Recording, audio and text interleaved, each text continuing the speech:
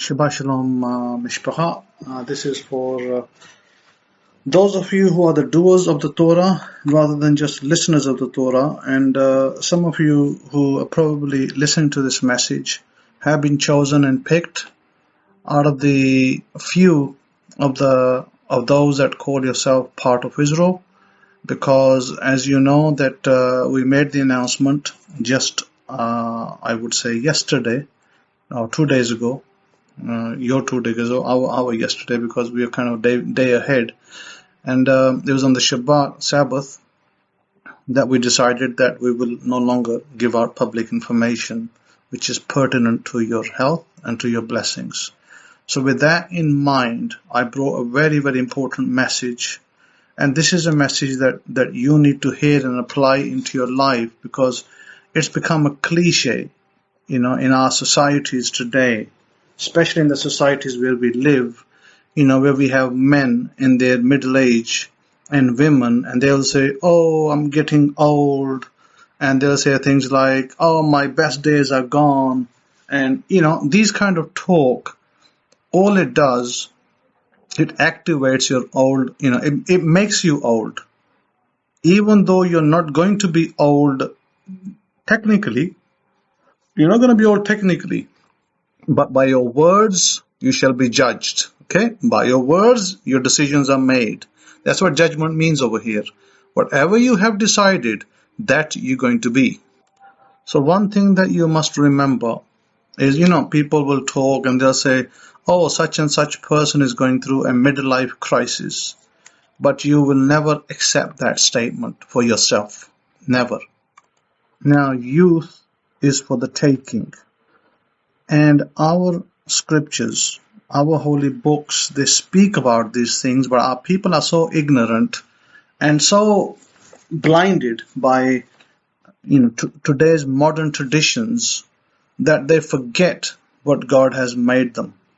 And they then, using wrong words, wrong cliches, and wrong things, they end up where you and many others are today. Either they end up ill, they end up in diseases, they end up looking really old, and they're looking really frail, and other things that happen to you. They happen to you because of your opinions about yourself, and because what other people make opinions about you. That is how you end up where you are, and you must not accept that. I will tell you something maybe towards the end of the message. This is something I told one of my students over here.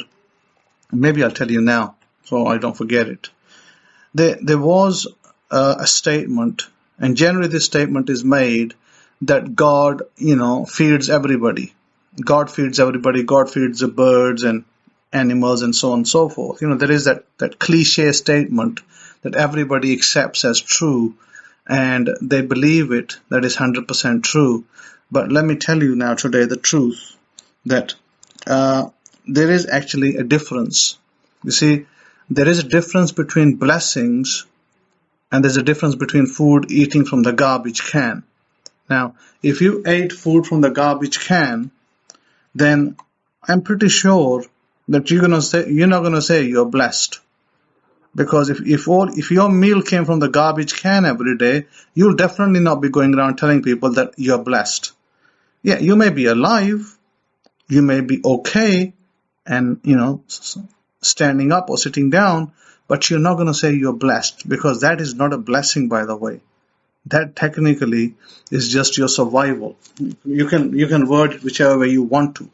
So I was talking to a student of mine, and I said to him, when you sit at a table, and you put good food on the table, you put you make a chicken dinner, maybe you make a beef dinner, or vegetables and bread, and you make the best you can. Your wife cooks for you, or you buy it or something, and you really prepare it nicely with love, and you present it and you put it on a table, and then you eat it.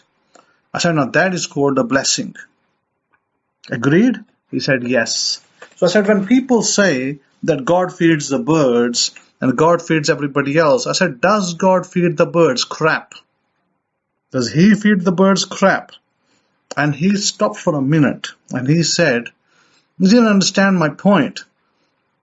And I said, let me explain it to you, my point. I said, we throw our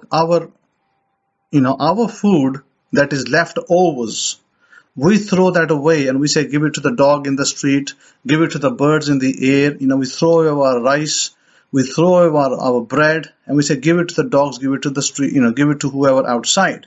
I said, is that the best food that God is giving? And think about it for a second.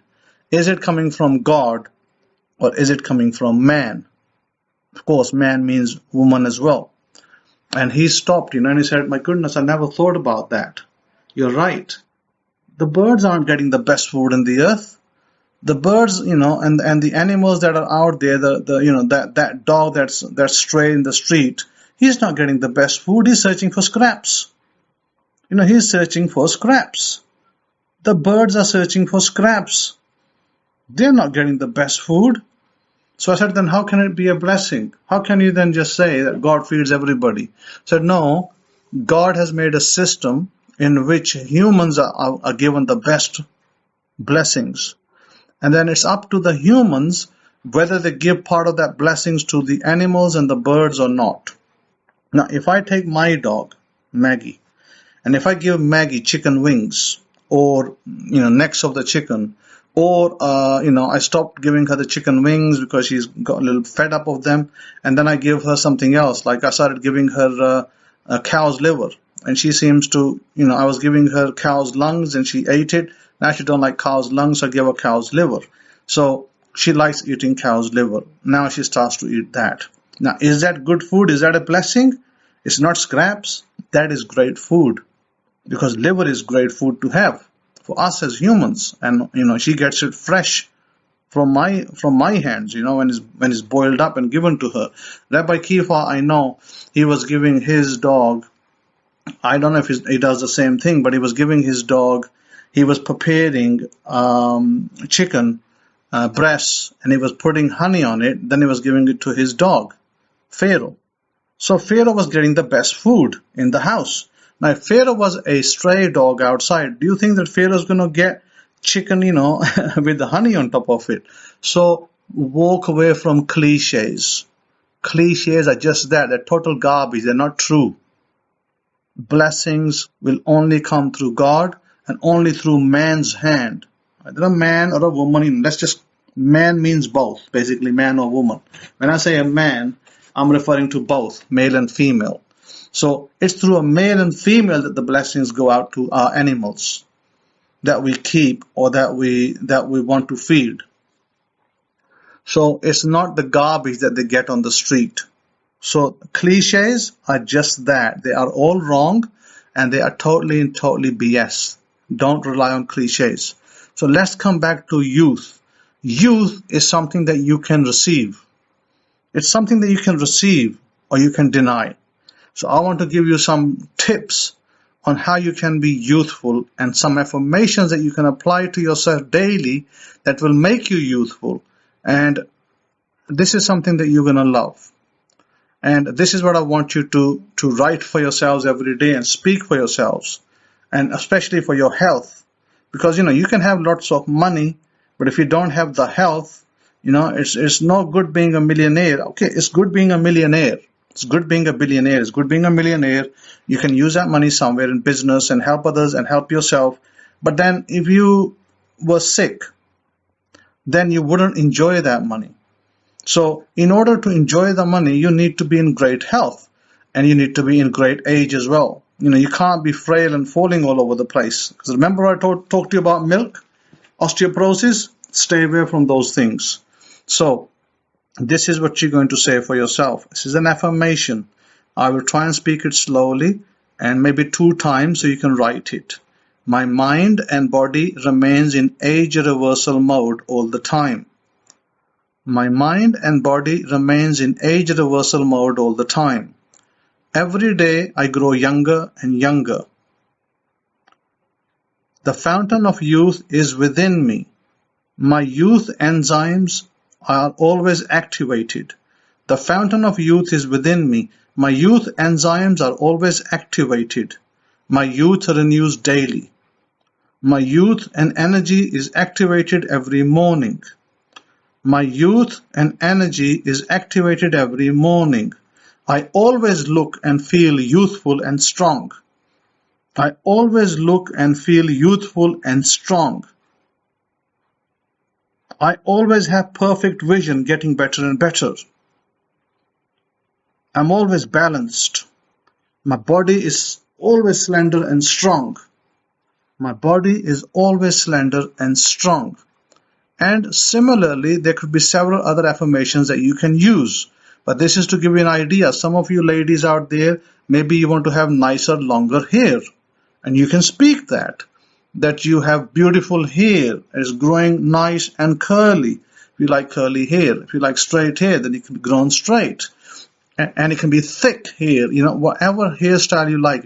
If you like whiter skin, my skin is becoming whiter and whiter, or brighter and brighter, or youther and youther, or better and better. There's several ways to term it. Whatever area of your body, as I spoke once about women and their cup sizes, that it is not uncommon for women to increase their cup sizes by speaking it. It's possible. And the reason why I say that is because these things are derived from the Bible, where we are told that youth is within your own control. We have 5 men in the Bible who were told to be very old. In other words, when I say very old, they lived long lives. They lived extremely long lives. And it is possible to live a nice, long, healthy life today as well. We are told that in the Bible, we are told that, for instance, I'll go backwards. Seth was 912 years old, by the way. He was the son of Adam. He was Adam's third son, I believe. Now, Adam, as you know, in the Bible, tells us that God created Adam by his own hands, and he lived to be 930 years old. 930 years old, by the way. Noah was 950 years old. And Jared, who we know was Enoch's father, and is mentioned in the book of Genesis, chapter 9, he was 962 years old. These are remarkable ages, by the way. And then we have Methuselah, Enoch's son, who lived the longest, 969 years. Now, these are not small ages. And having said that, we have to ask the question about our forefather Abraham. Splendid man, great man, prophet, great man. Who doesn't want to be like Abraham? Our forefather is a great man of God, and he was believed and written to be 175 years young, I'd say, not old, young. When he died, he was 175 years. Now, who wouldn't like to live to be 175 today? I mean, my goodness, what an age to have. I mean, some of you, I am pretty sure, can easily surpass 100 years of age. Easy. But others of you, because, it depends what you believe about yourself. I went to Israel one time, several years ago. I think it was back in 2016. And Rabbi Kifa, you may remember this. I think we went together. Not 2016, 2014, when we went together. Do you remember we were sitting with Abraham in Mount of Olives? And Abraham showed us a picture of his grandfather. And Abraham said that my grandfather was 134 years old. And I was like, wow, that's a great age to have. And he didn't look that old either in the picture. If you looked at his picture, you would have thought that this man at 134 looked like maybe I'll probably pass him for a 75, 80 years old man. In fact, I've seen 70 years old men looking a lot worse than he was. Amazing age, 134. So, look for long age. Look for longevity or longevity, whichever way you pronounce it. Longevity, look for long age. Look for healthy life. Don't ever think that you're meant to live, short lives. You're not. Look, I know a Chinese man. I have his reference somewhere in my laptop, And this Chinese man that I know was 250 years old. And this Chinese man is recent. We are talking about maybe, give and take, 250 years ago. He lived about 250 years ago. And this Chinese man was I remember reading about him, was about 250, somewhere there. 250 years of age. Wow, what a fantastic age for our time. Okay, some of you may decide, well, 250 years, what am I going to do all this time? Well, you can do wonderful things. You know, maybe you decide you don't want to be 250. Maybe you decide you want to be 150. I have heard of people in this end of Pakistan, in next door to Pakistan, within Pakistan's region, by the way, not far away where pink salt comes from, the mountains of Himalayas. I have heard of people over there of 150 years of age working in the fields, 134 years old, 140, 135. These are common ages over here. It's not uncommon to be 130 over here, 135. So why not in America? Why not in Britain? Why not in France? Yes, you can.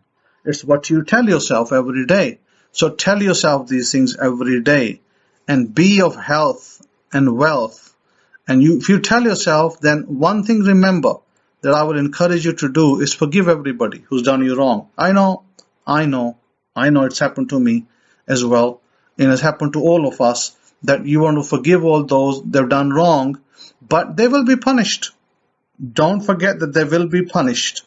Punishment is still due to them, but let God punish them for their evils that they've done. So, and one other statement that you can add is, I forgive all who have done me wrong. I forgive all who have done me wrong. God has granted me great abundance in return. God has granted me great abundance in return. I am forever and eternal. I am forever and eternal. I always will abide.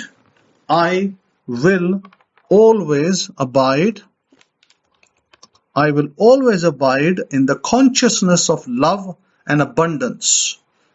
I will always abide in the consciousness of love and abundance. I am experiencing a wealth increase daily.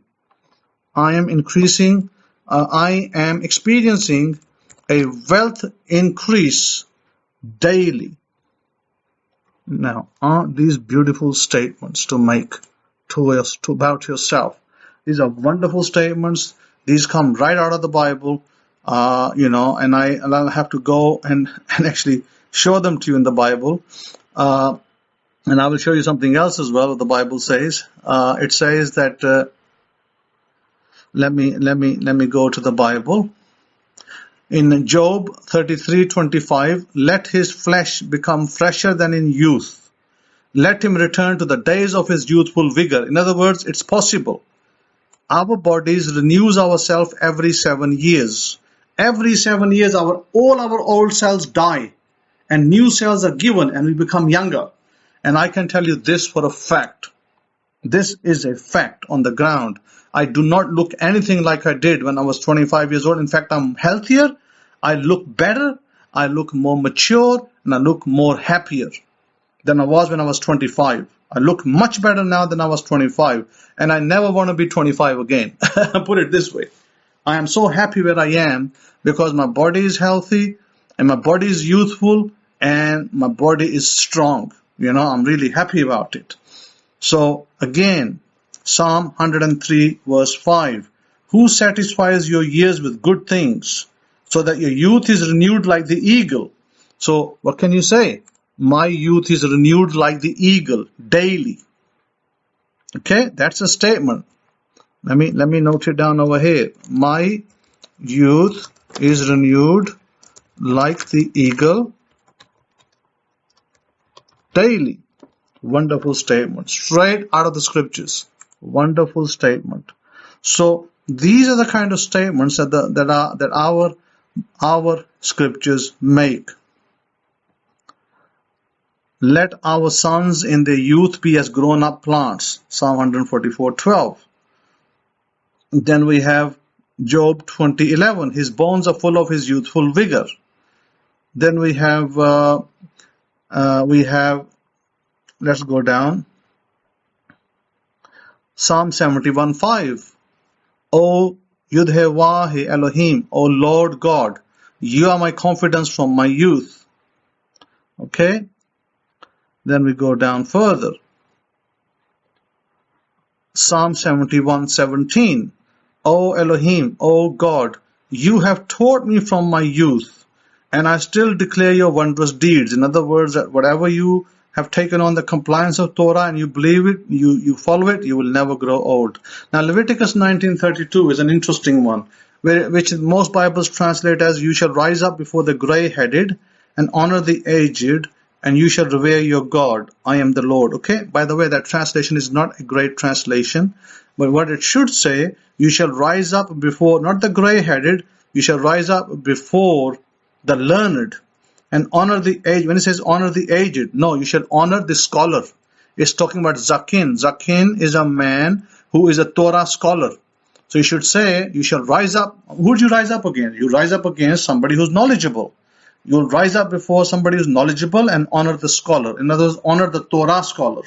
So, when we're standing in assemblies, if we stand in an assembly, like in United Nations and other places, and, one of the leaders stands up, and then everybody stands up and, in honor, or if you're in a court of law, the judge walks in and everybody stands up. When he sits, then everybody sits. That's to respect him. That's exactly what the Bible is telling you.